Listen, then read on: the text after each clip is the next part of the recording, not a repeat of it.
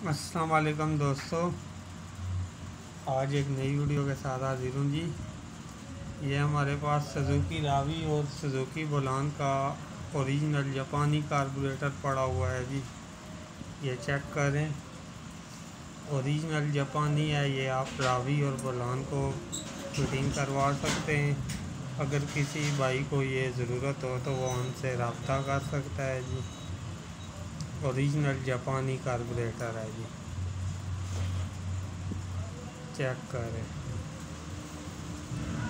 Original जापानी carburettor है। अगर किसी भाई को चाहिए तो वो हमसे रब्ता कर सकता है जी।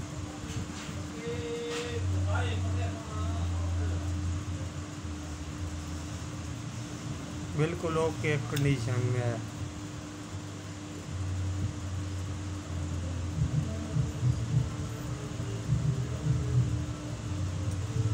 तो चैनल को सब्सक्राइब लाजमी करें जी। वीडियो को भी लाइक और शेयर लाजमी करें जी।